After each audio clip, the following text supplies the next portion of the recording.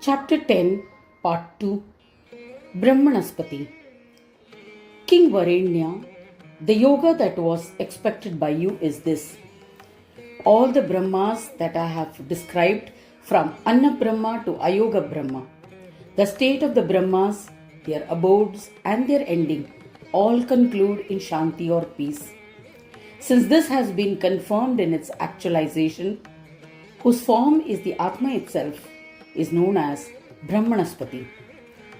To superconscious and supraconscious meditative unions, the state of all the Brahmas become actualized.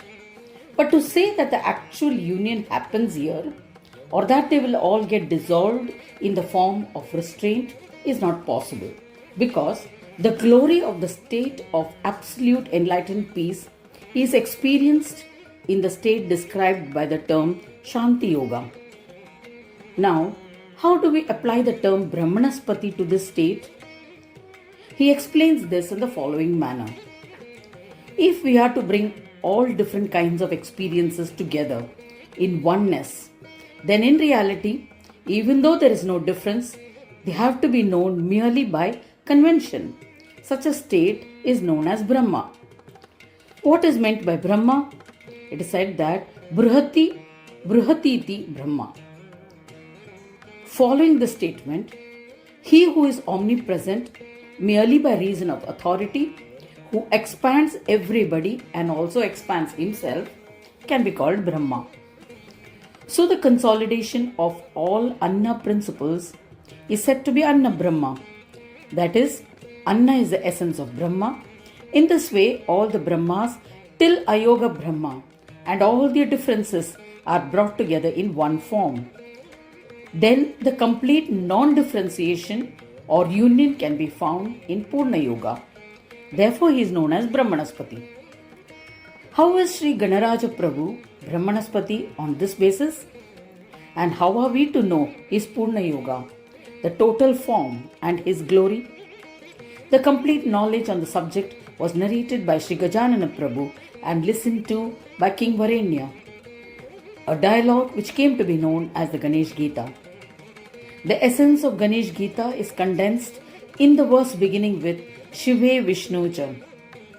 The whole Ganesh Gita was narrated as an instruction in explanation of this verse. It is true that the supremely important form of yoga of enlightened peace was heard by King Varenya. But considering it to be too deep, he became overwhelmed with surprise and surrendered at the feet of Ganaraja Prabhu.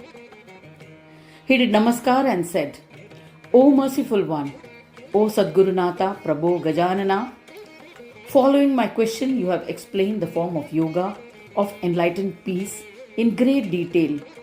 But that being accessible only through meditative union, I was unable to comprehend it properly. I have become completely perplexed.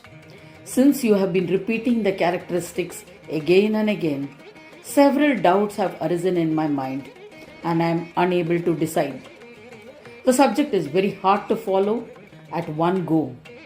Therefore, please give me the knowledge in such a way that the sequence to be followed may be easily accomplished. So much curiosity and enthusiasm was created in King Varenya that he questioned the knowledge of yoga before the complete knowledge of yoga could be narrated. Shri Gajanan Prabhu spoke on that and other things and described the entire form of yoga. He narrated the state of a yogi, and in the end he instructed on the main yoga as stated in the following verse. Shive Vishnu cha Shaktau cha Surye Mai Naradipa ya Abheda Buddhi Yoga sa Samyag Yogi Mato Mama. The meaning of this verse is as follows. The experience of the fourfold Brahmas, namely Shakti, Surya, Vishnu and Shiva, based on the meaning indicated by their name and form, those powers of authority as self-knowing Brahma, described in the Vedas as Asat, Sat, Sama and Sahaja Brahma, is in the nature of restraint of the intellect. This means that when the yogi practicing meditative union sequentially experiences the actualization of those Brahmas, and after giving up the various tendencies, reaches a certain level of conclusion or completion, he comes to me. That is I, who am the Lord of self-knowing enlightened peace, Swananda Ganesha, and gets absorbed into me. He comes to accomplish the completion of the fourfold nature in a state of silence. This is the Abheda state of Buddhi, which is beyond differences, and there is a sense of relinquishing of all tendencies of the mind.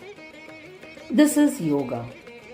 He becomes the form through the silence of meditative union and attains the state of absolute silence in meditative union.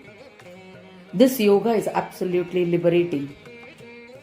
After accomplishing this state of ayoga, the restraining tendencies having become completely quiet, one comes to experience the whole world as absolute enlightened peace.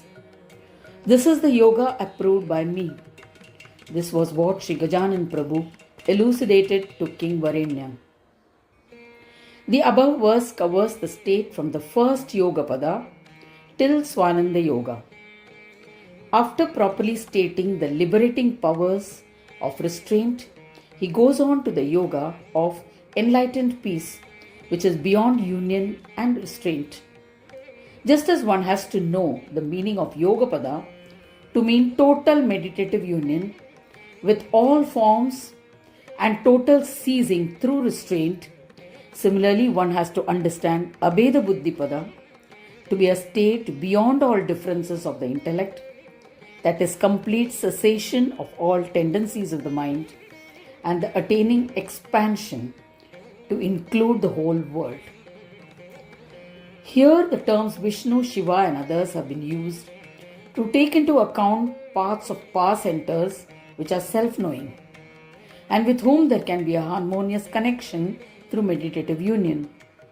There is no connection whatsoever on the deservingness of the deities for worship in form with attributes.